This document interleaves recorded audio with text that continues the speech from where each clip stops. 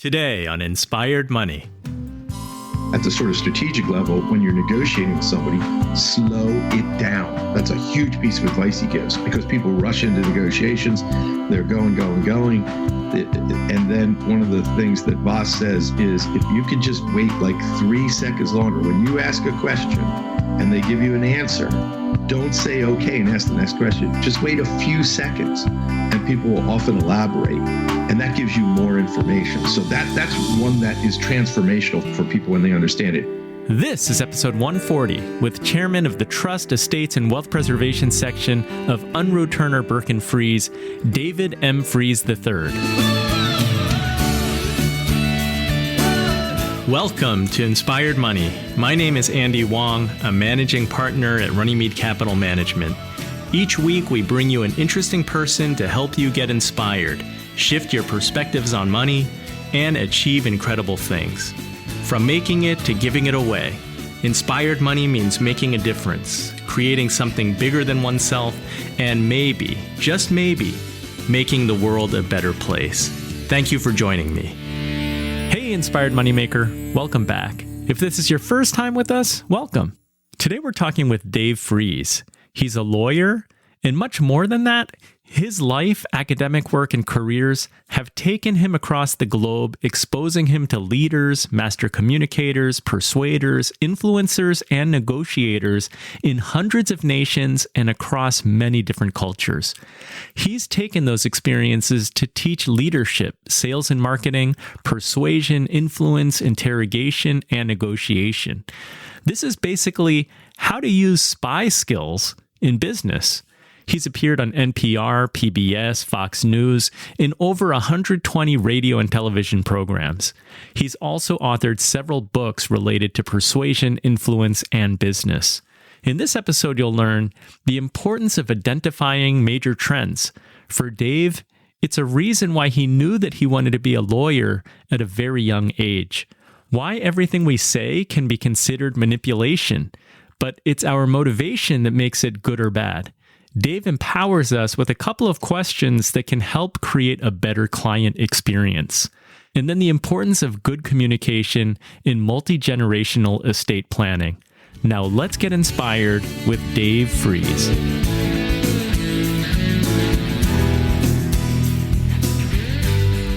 So Dave, welcome to Inspired Money. I'm so excited to have you on the show.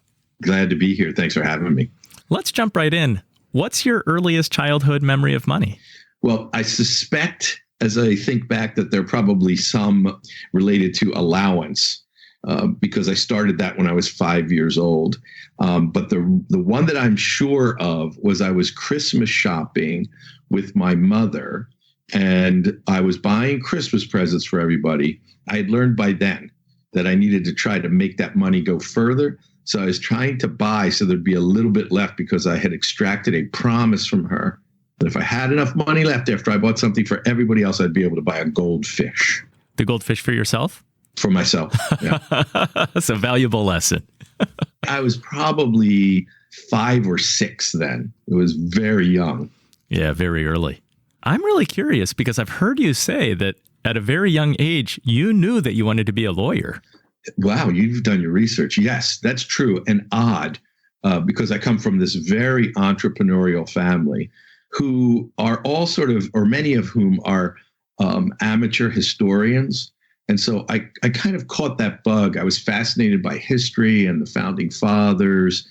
And I think as a child, I made connections that weren't necessarily real or true. I just thought, oh, well, lawyers are always looking at cases, which to me looked a lot like researching history. And so I think I made this false connection that being a lawyer would let me explore something that I was deeply passionate about. And I suppose in the broadest sense it did.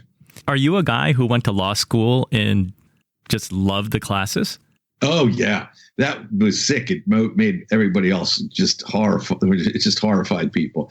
I loved college and I loved law school, and it was super easy. I formed multiple business. I was a teaching assistant in 2 departments when I was in undergraduate school, and I did computer consulting on the side and coding. And I formed 2 businesses with my wife when I was in law school. So we were constantly running side businesses, one of which I sold when I went into law practice. So I did have the entrepreneurial bug. And I think also that those experiences in business and all that that involves in terms of hiring people and finding customers and getting them to pay, all of that helped me to practice law and to build a practice in a very different way than most lawyers do. Now, I know that you had some experience as a trial attorney. How did you figure out what practice area you would be in? And how did you go from being a trial lawyer to your current practice area, which I think is really estate, trust, and wealth preservation? Yes, it's true on all counts. And the story I'm about to tell may moderately repulse some of your listeners because it involves thinking so far ahead about such weird stuff that people who at the time I would tell these things to said, something is wrong with you. And that still seems to historically be true as I look back on it. So when I went to Penn Law, I went and studied federal estate tax, real estate, all the things that trust and estates and wealth preservation lawyers would study. So I was preparing for this job. I had decided, I guess probably by the time I was maybe 15 or 16, I came across some survey data that said Pennsylvania was going to become one of the most rapidly aging states in the country. And I also came across some data that said it was a very wealthy state, especially the counties near Philadelphia, and that they were likely to become wealthier over the next couple of decades. So I came to the conclusion somewhere between like 12, probably and 15, that I was going to law school, that I would be a trusted estates lawyer, because it always seemed to me that picking the pond where you fished made a big difference in how well you succeeded at fishing. So I said, I'm going to be a trusted estates lawyer, and I'm going to help people I know in this very rapidly aging area of the country where there's a lot of wealth. Like those two things seemed to go together well for somebody who was going to try to help people to plan their estates and minimize the amount of federal estate tax that was paid to the government. So as a teenager, I was already thinking about that. So the litigation was a detour. An intentional one, because I figured also that I'd be a sort of better lawyer all around if I wasn't afraid to go into court, if I knew how it worked and I honed those skills. So I don't know how much you can hone them in 2 or 3 years, but I loved that work. But one of the other reasons I chose trusted estates, wealth preservation as a career later was because I could keep a semblance of control over my time. And I had a goal of a certain way of raising my family and traveling internationally and traveling across the United States. And when you're a trial lawyer and the judge calls, you just have to get there. But when you're a trusted estates lawyer, you have a little bit of freedom about when you schedule those appointments. So all of that came together for me, and I gave up the trial work, which I loved, and did what I originally trained to do.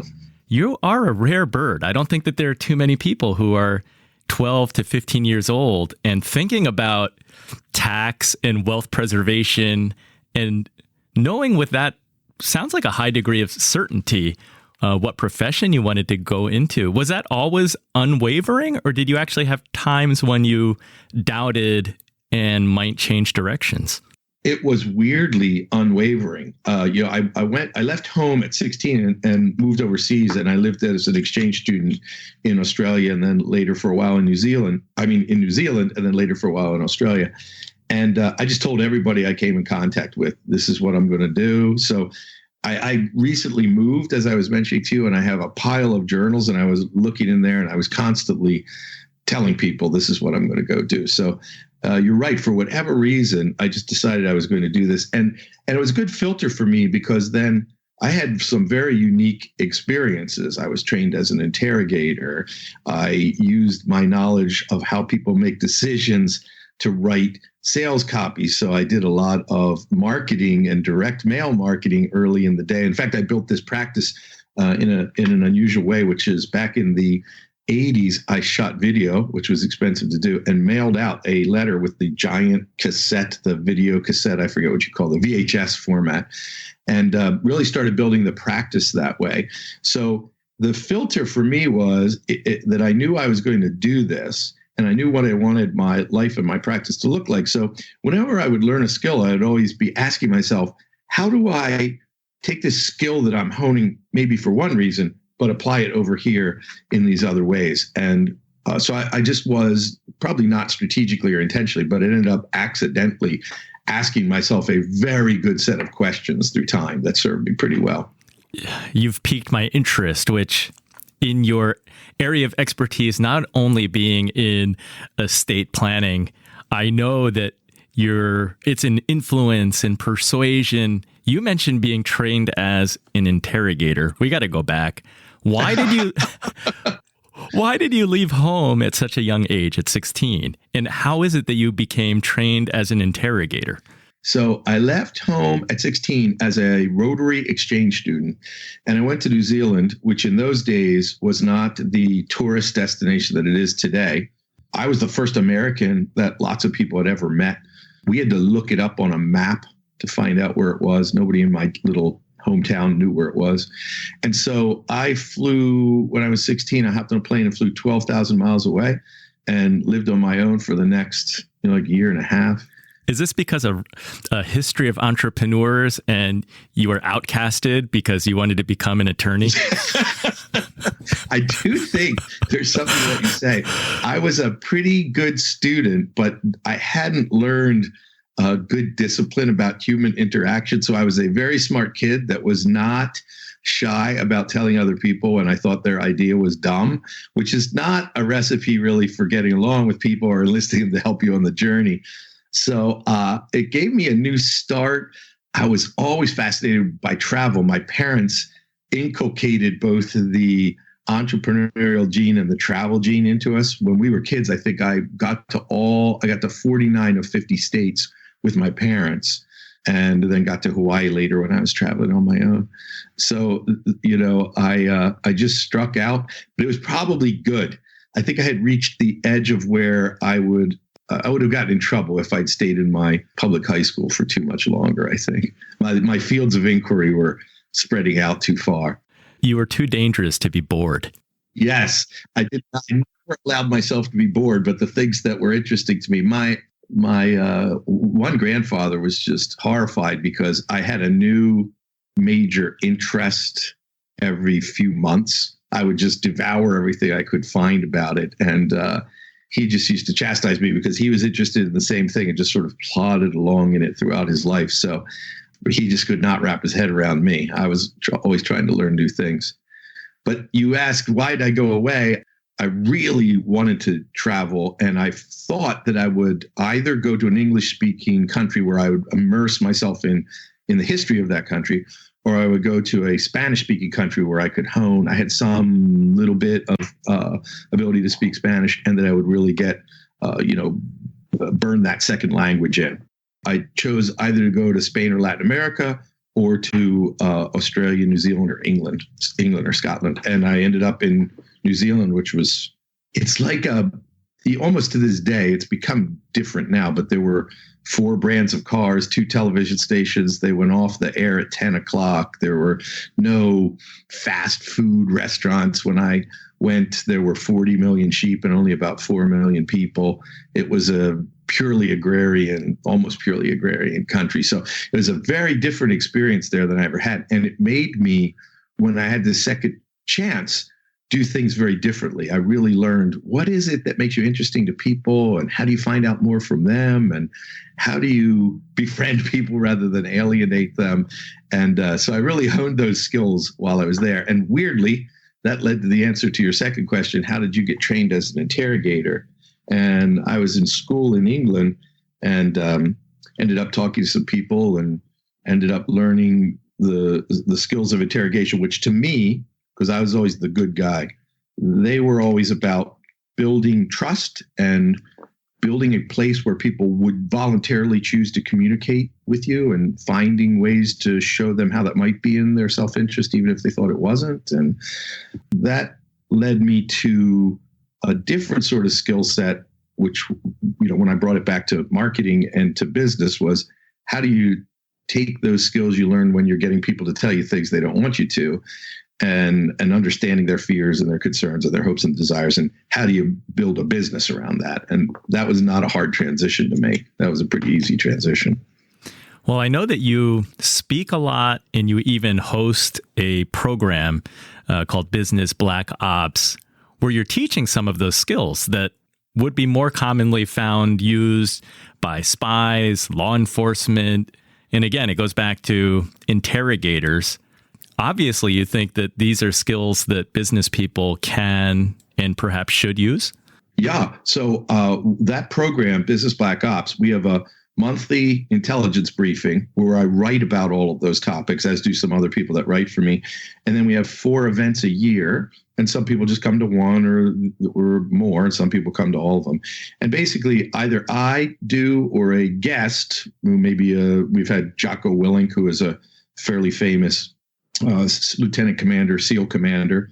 I've had Chase Hughes, who just came out of the Navy, and he was one of the Navy's top behavioralists that were teaching these kind of skills that I developed and honed.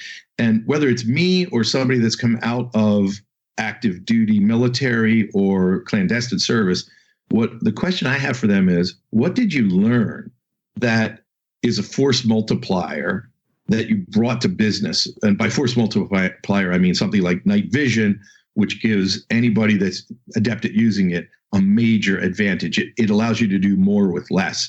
And so that has been the filter through which I've been sort of tracking down things and testing them and getting speakers and getting writers to write about these things for my business folks who own businesses with revenues. Most of the people that are in that group have revenues between a few $1 million and $100 million. Or they own professional practices that have revenue between $500,000 and $15 million. But all of them are interested in, what did these men and women, or what did Dave learn that allowed, and I've always been civilian, by the way, what did they learn in this very different world that they were operating in that I can apply in my business, either in the marketing of it or the management of it, or in creating collaboration with my teams, or whatever it might be. And we're constantly looking for those skills. So you should come to one sometime. You can come as my guest. Come as your guest? How can I say no to that? You should not say no. I had somebody call me yesterday. I'm being booked to speak to a group of Australians in Las Vegas, but then I'm also going to go give a speech. And this is on becoming influential rather than just persuasive. And we could talk about the difference between those two. But he said, the reason we want you to come to Australia is your events are now legendary.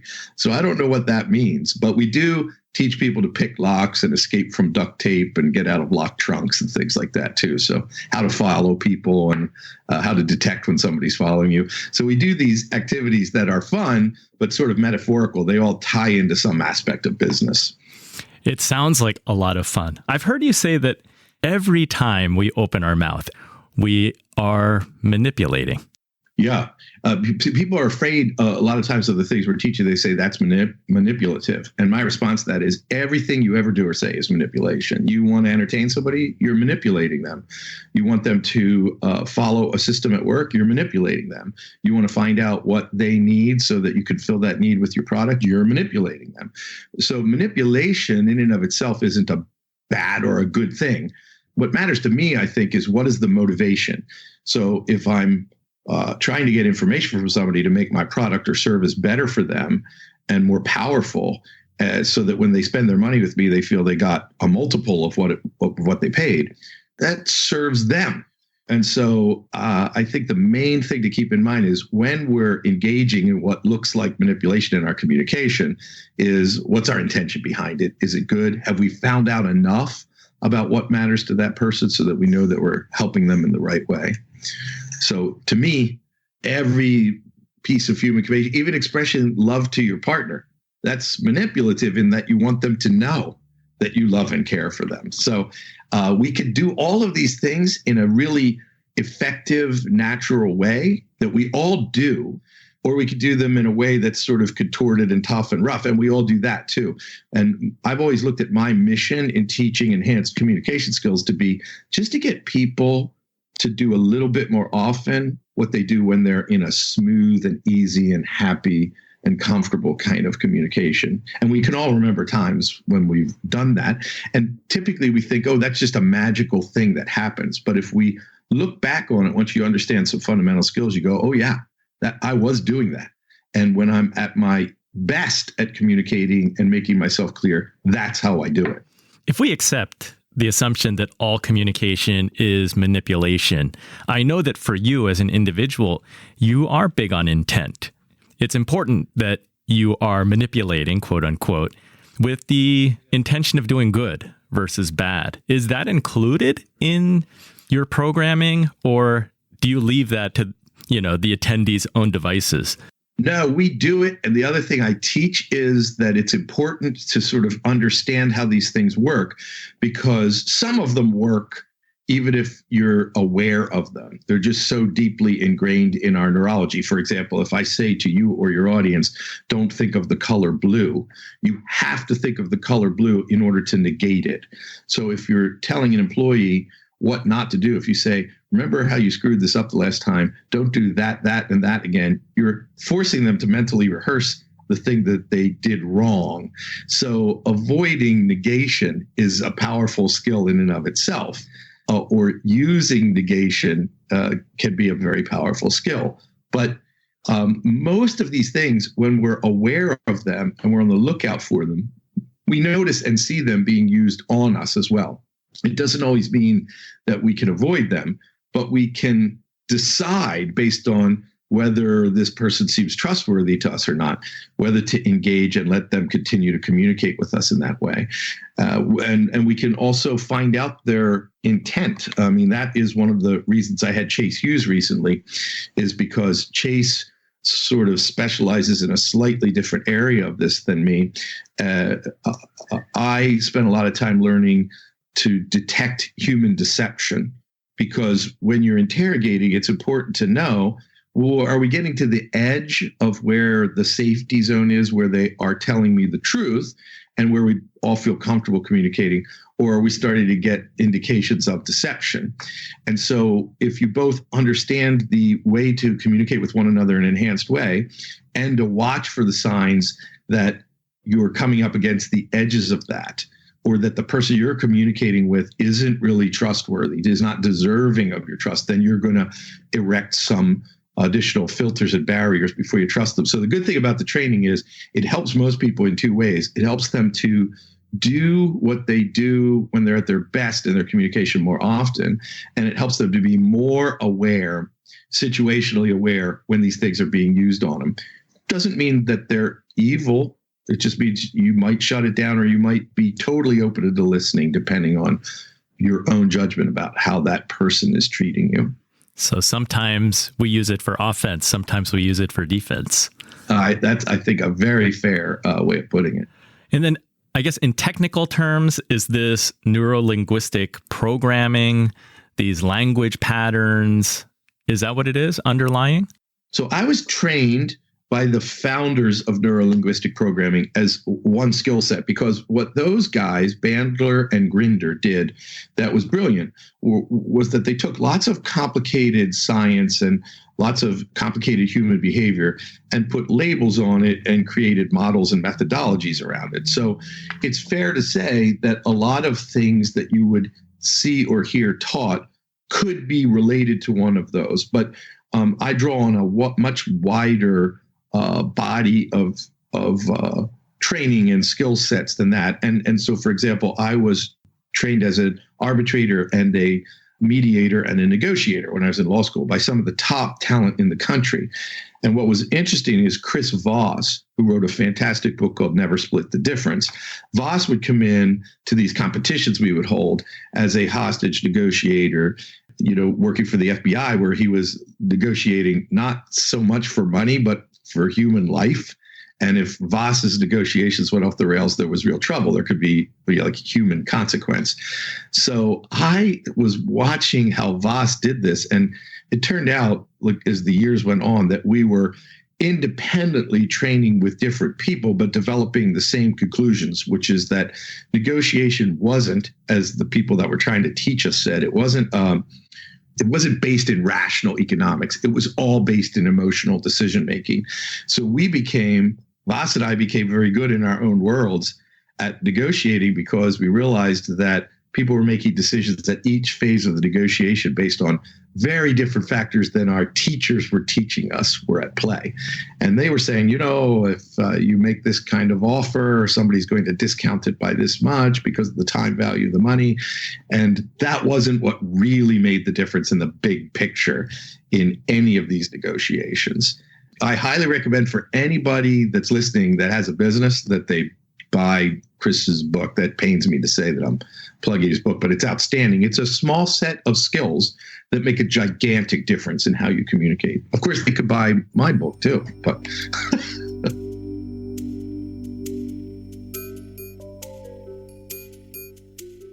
Coming up, we cover tactics for better persuasion and influence, force multipliers.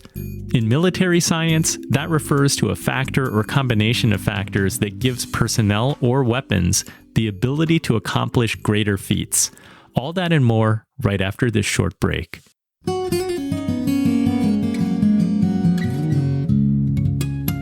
The show notes for this episode can be found at inspiredmoney.fm/140.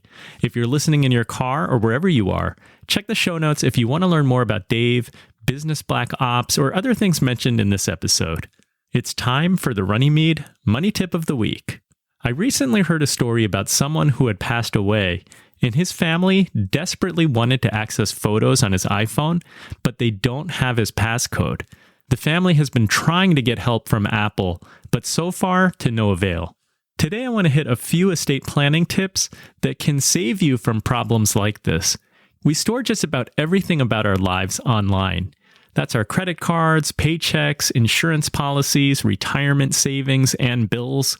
It can be very difficult for a family to navigate and settle all of a person's financial accounts after they die.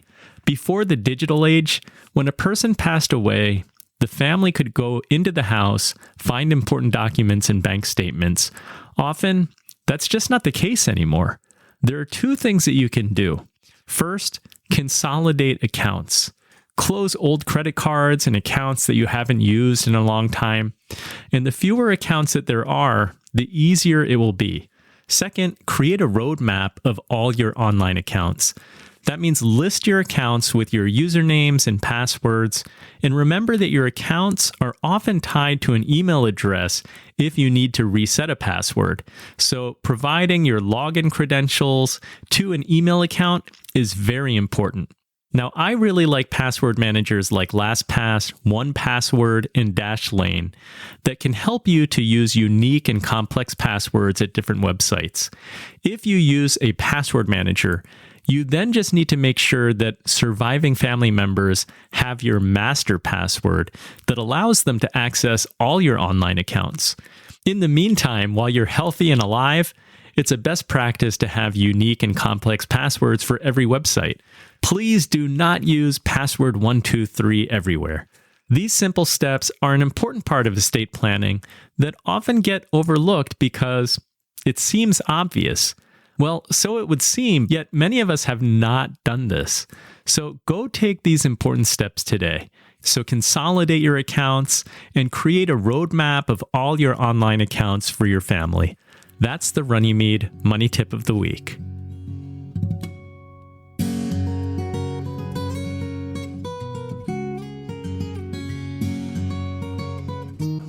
Inspired Money is brought to you by Runnymede Capital Management. We help you to plan, invest, and worry less.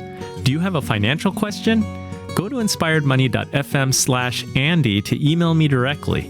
I'd love to hear from you. You're listening to Inspired Money. I'm Andy Wong.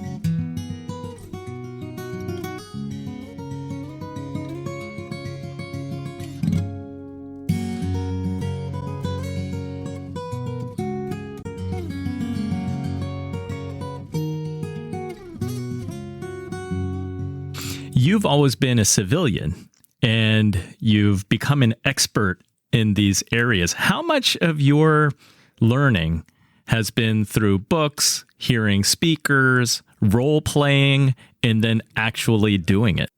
Oh, that's a great question. And of course, anybody that really hones a skill and develops true mastery, is constantly learning. You don't feel like I'm a master now. You feel like I have an understanding of this much, but there's this much out there. There's a lot more.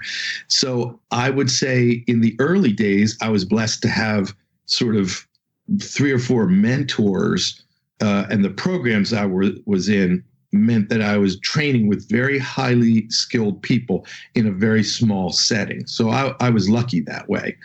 You then have to go use it. The academic knowledge doesn't always translate in the field the way that you think. So your question is perfect, because I would go through wave after wave after wave of learn skill, go test skill. And what works in one situation with one person at one moment might not even work with them the next time. They've had less sleep or something's going on in their lives. So building a really strong toolbox of super strong skills, maybe 5 or 6 or 7 of those, but building a toolbox where you also know how to use with a fairly high level of expertise, another 15 or 20, that takes you to a level that very few people are able to attain. But learning 3, 4, 5, 6 of these skills, if we 80-20 them, they're the 6 skills that get you 80, 85, 90% of what the masters can do. So people have come to 2, 3, 4 programs that I've run, and I think they're operating in a way that they never expected to before, because we've really said, okay, given this person's personality and what they do, what are the 2 or 3 or 4 skills that they should learn in which order to fundamentally change how they work with their team, or how they lead their team, or how they develop collaboration, or how they sell to their customers or their patients or their clients, or how they figure out who it is that they should sell to. And these skills translate to some pretty big measurable results, because you don't have to learn 62 skills. You have to learn 2 or 3 of the really powerful ones, which are different for each person depending on who they are and what it is that they're doing. Can you give us an example of one? And is that a force multiplier in itself? Sure. Okay. I could give you a really powerful meta level force multiplier. So for me, I break force multipliers down into sort of meta level, strategic, and tactical. The meta level things are all about the mindset and how you pick what strategies or tactics to use. And at the meta level, really outstanding communicators and persuaders and influencers are very flexible. They're very adaptable. So if they tried something and it didn't work with that person, they don't go, okay, that doesn't work. They just said that didn't work with this person at this moment, at this time, under all these circumstances. So there's this variation there. But then when we get down to so they just get it. The most flexible part of the system generally ends up running the system. So that's a meta level one. At a strategic level, really savvy communicators and people who are good at being influential and persuasive, they know that the words do not mean what we think they mean. So I use a demonstration when I teach where I'll ask somebody, would they get me a turkey sandwich? And they say, yeah, sure, I'll get you a turkey sandwich. And then I ask them, what does that turkey sandwich look like? So if I were going to ask you, I'd say, hey, I've got $20 here. You're going to the deli. Can you grab us each a sandwich? And I'd love a turkey sandwich. What would you bring me back? What would I bring you back? Yeah, what would it look like? Well, my definition of a great looking turkey sandwich is probably I'd get a sub roll. But, if I'm picking one up for you, I'll just get it on a, whole wheat piece of bread, little mayo, lettuce, tomato. Sure. And so that sounds like a fantastic sandwich, by the way. If I wanted it on the hoagie roll with yellow mustard, which I one time had somebody say that disgusted me. But if I wanted that failure in communication is mine, not yours. Because when I said, could you get me a turkey sandwich? You make a picture of a turkey sandwich that you think I'll like in your mind, and you bring it to me. So all it takes is for somebody to understand that the words do not mean the same thing to somebody else they mean to us. So there's a very easy way to adjust for that. If you say, hey, by the way, Andy, don't bring me that crappy turkey sandwich on whole wheat that you brought the last time, you're never get me a turkey sandwich again. But if instead I said, oh, Andy, can you get me, I saw you eat the turkey sandwich on the hoagie roll. Can you get me one like that? You'll get it. You won't even think anything of it. And now I've got exactly what I want, just because I didn't make the assumption that when I said it, you know what I meant. And that applies across every type of communication we ever engage in with our spouses and our partners and our loved ones and our team members and our clients. when we are constantly saying things to people where we know what we mean, it's a fully built out idea and picture in our heads, and we just assume they know. And it is shocking to people once they discover that they could ask a little bit like, hey, when I say turkey sandwich, what do you think I mean by that? And people discover that that turkey sandwich doesn't look anything like the one in their head. And that just by asking that question in a way that engages somebody rather than repulses them, you can get to a point where you can get exactly what you want with less effort and less acrimony. So big meta level, it's just being flexible and knowing that when something doesn't work, it just didn't work that time with that person. A particular strategic level is knowing that the words don't mean exactly what we say they mean. And at the tactical level, there are questions that we could ask or things that we could do or say that would overcome that. Like, so for example, I can either say to you in a polite, friendly, and engaging way, hey, what kind of turkey sandwich do you think you get me? Like, which deli are you going to? And then that opens up a conversation about what the turkey sandwich looks like. Or I could grumpily say, I don't want the kind of turkey sandwich you got me the last time. And then even if you get me something different, it may not be exactly what I want. So my framework to teach these skills is to say, here's the mindset that is a force multiplier. And here are a couple of strategic things you have to understand. And then here are 2 or 3 tactical ways that you can achieve a better result. Chris Voss's book is very good with that. Voss says, at the sort of strategic level, when you're negotiating with somebody, slow it down. That's a huge piece of advice he gives, because people rush into negotiations. They're going. And then one of the things that Voss says is, if you could just wait like 3 seconds longer, when you ask a question and they give you an answer, don't say okay and ask the next question. Just wait a few seconds, and people will often elaborate. And that gives you more information. So that's one that is transformational for people when they understand it. If I ask you a question like, Andy, what does a perfect client look like in your practice, in your business? And you tell me, and I say, okay, and what else? If I just leave a little space, you'll probably volunteer. But if you don't, if I just ask you, what else? What other qualities? I'm going to get deeper and deeper into it. Or you might ask a client, what is it that you want to achieve as a result of this investment? And they're going to tell you. And if you just wait, they'll go on and tell you more. And you say, and they tell you a little bit more. What else? And they tell you a little bit more. And so you just went 4 or 5 or 6 levels deeper just by understanding this one little tactical force multiplier. Yeah, it sounds like some of the strategies can be very subtle, but can have a very positive impact, because you're either able to draw additional information from your client that you can apply and do a better job. They were more forthright. You got more information out of them. These also seem like soft skills that can tremendously help shape a client's experience, because in your job, part of your success as an attorney, as a lawyer, is knowing the law, knowing the rules and regulations in which you operate in. And those are always changing, so you have to keep up to date. But then there's also the client's perception of what was that experience like? Was it a good one or a bad one? And when it comes to persuasion or communication, it really helps you, I would guess, to create a more positive and pleasant client experience, that they come walking away from it saying, wow, that was fantastic. I love working with David because XYZ. Yeah, so I'll give you 2 tactical examples of exactly what you're saying. A soft skill that's easy to apply. One's very sophisticated. One is a little bit more sophisticated. I'd get to the end of an appointment and I'd say, is there any other question you need to ask me now in order to feel completely sure and certain that we covered everything you wanted to today? There's only 2 answers to that. People sort of look up and think about it and go, no, I'm good. That means they had that experience. We got them what they were there for. Or they say, yeah, there is this thing. They look through all the reasons, the questions that if they asked them would help them to feel better. And they go, yeah, what about this? My son, who I named as executor, would not be good for that job now that I'm thinking about it. So, but what we found was, and this is a very sophisticated question to get you really good results. Is there any other question you need to ask me now in order to be sure that we accomplished everything you wanted to today? There's a lot going on in that question. I found that something that was almost as effective at that was when we got to the end of the appointment, instead of asking that, I would lean in a little bit and they'd lean in a little bit. And I'd say, how did we do today?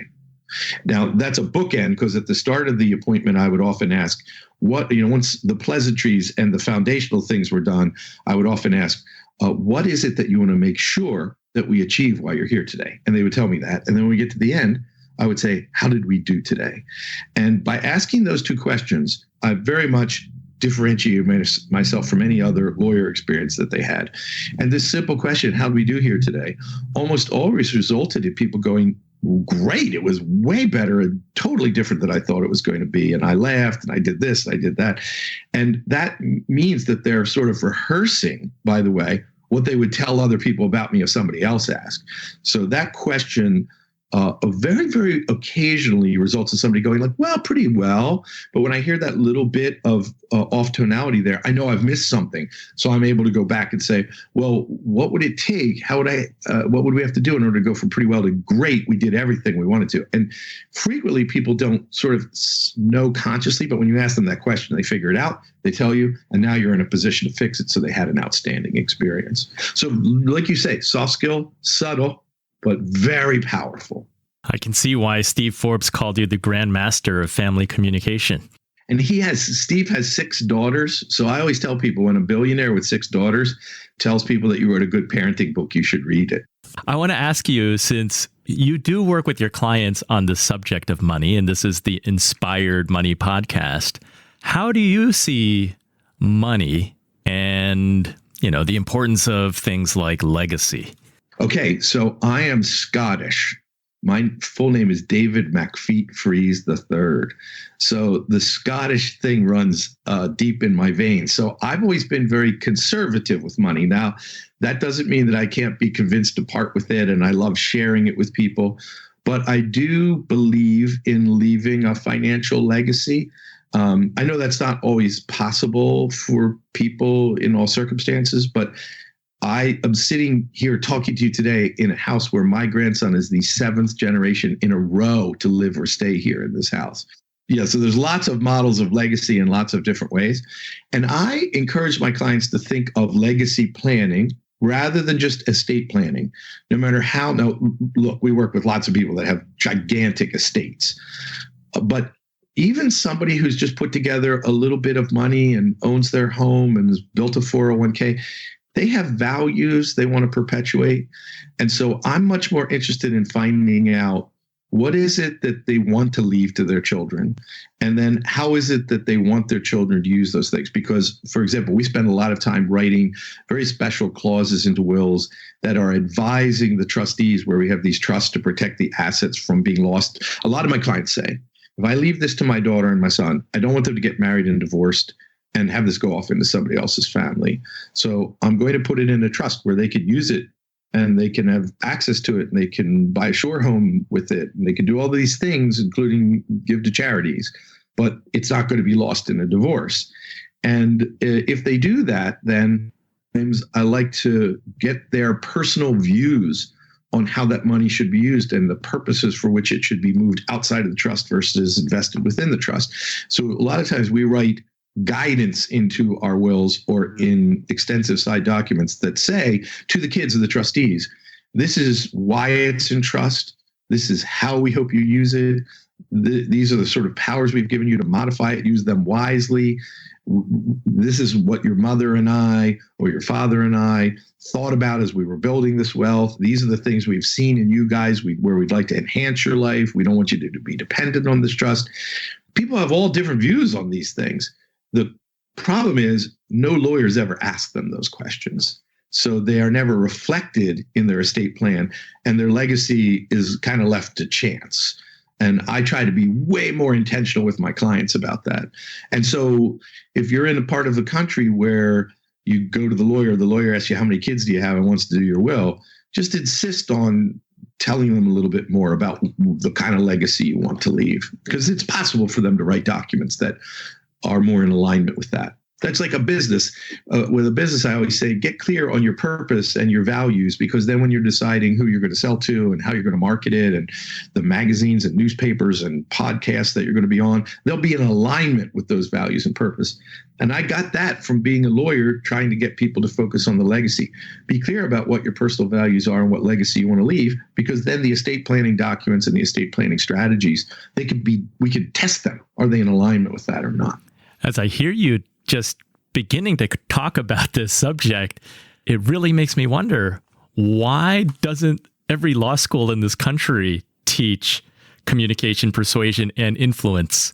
Especially when it comes to money, I think that communication is so essential, especially multi-generational. Yeah, and I will tell you, this is probably your intuition. And if we're at odds about this, you just tell me. But my experience is that the clients and the families that are more upfront and discuss the issues and plan for legacy, that works out better than people that say, oh, I don't want my kids to know I'm wealthy, and so I'm not going to tell them. Well, they already know you're wealthy. If they fly private and spend their spring break with you at your house at St. Bart's, what you should be more worried about is that they think you're wealthier than you are, and that they don't apply themselves to being the best person that they could be in life, or that they're waiting for an inheritance. That always is repulsive to me when I meet people who are, like in their 50s and 60s. And weirdly, it's almost like they're lamenting that their parents are still alive and they haven't gotten their inheritance. That's a terrible way to go through life.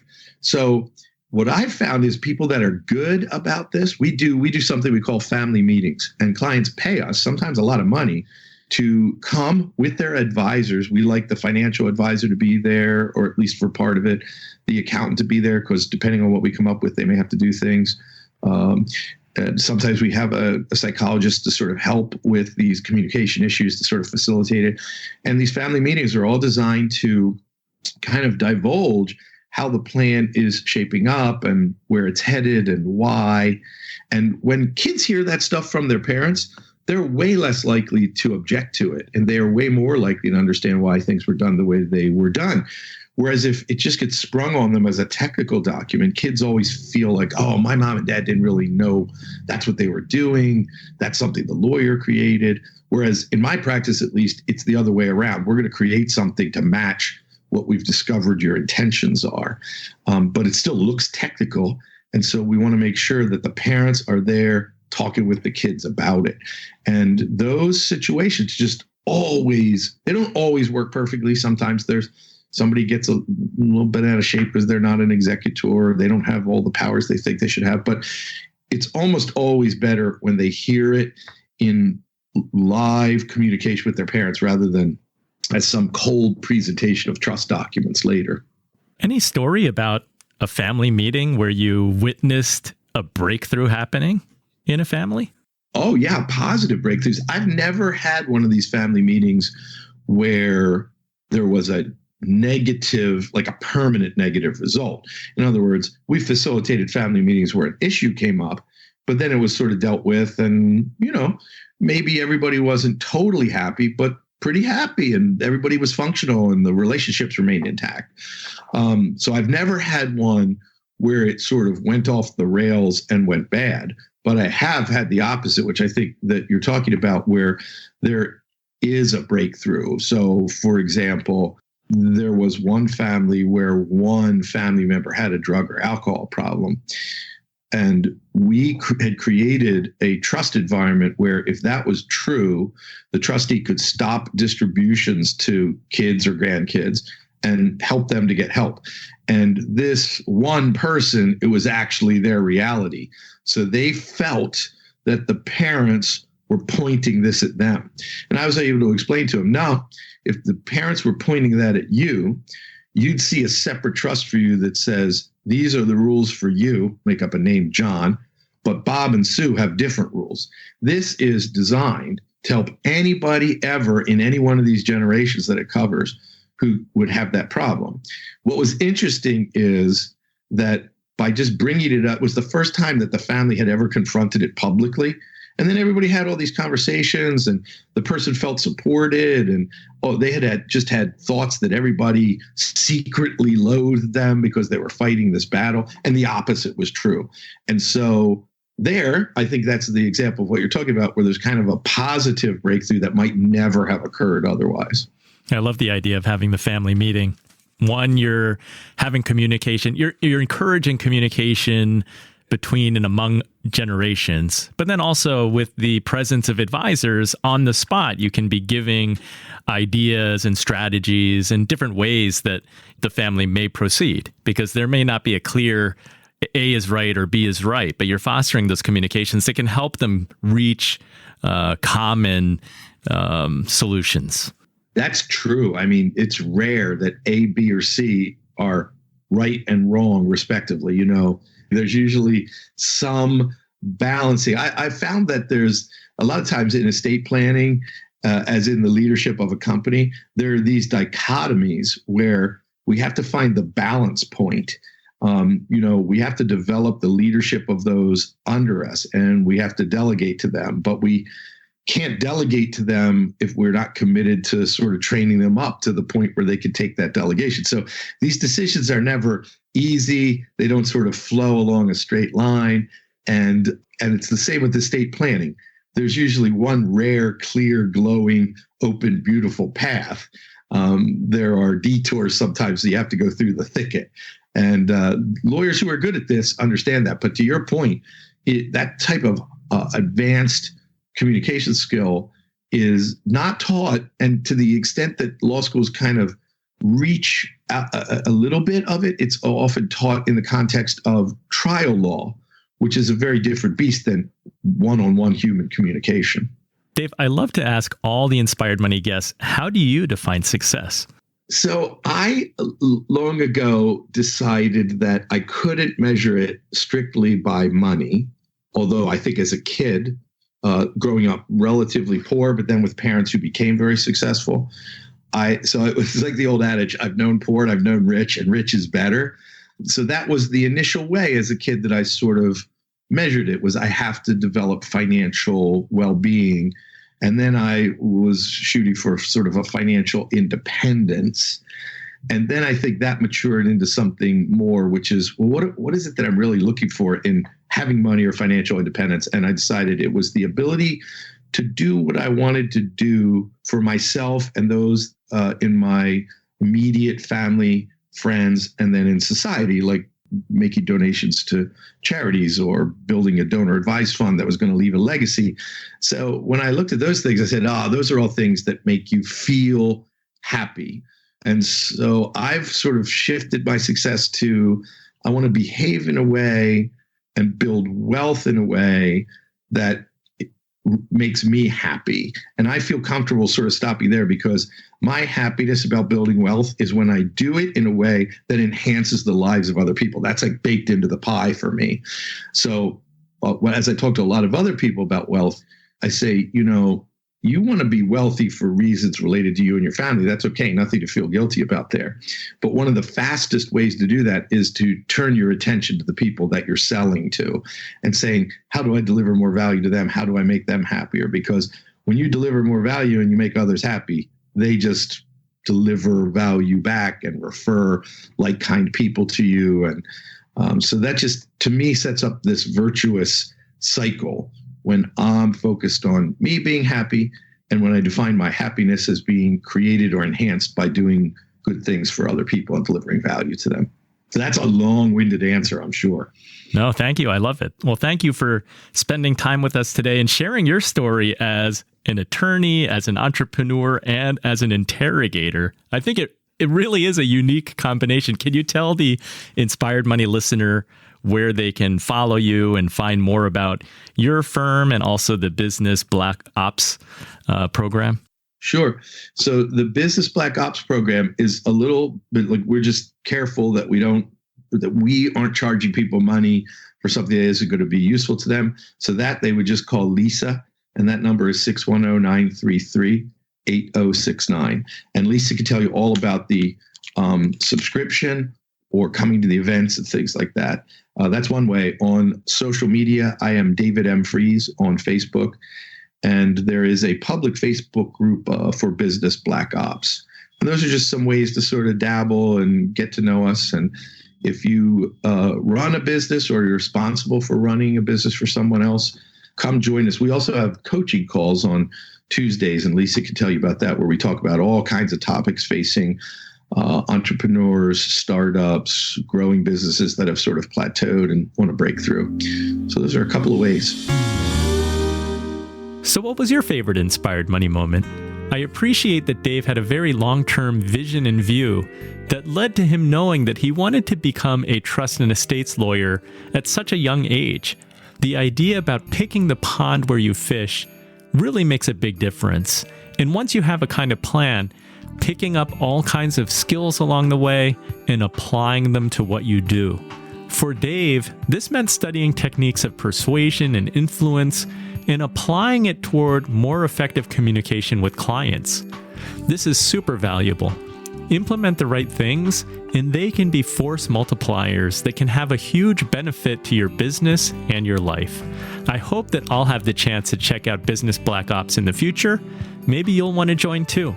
Let me know what your favorite inspired money moment was by sending me a message on Instagram at inspiredmoney.fm. That's instagram.com/inspiredmoney.fm. Or if it's easier, send me an email at firm@runnymede.com. That's FIRM@RUNNYMEDE.com.